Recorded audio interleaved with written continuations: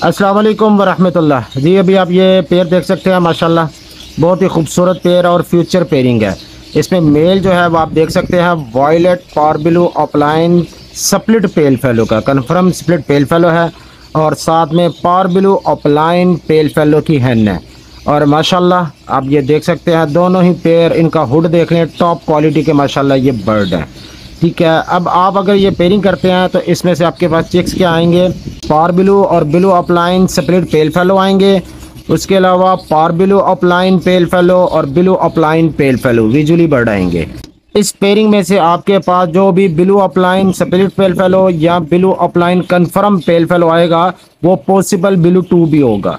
तो माशाल्लाह बड़ी अच्छी ये पेयरिंग है और ये फ्यूचर पेयरिंग है। इसमें से जो भी बर्ड आएंगे ना सभी वर्किंग के हैं, और पेल फेलो के अंदर सबसे नंबर 1 पे ये पेयरिंग आती है।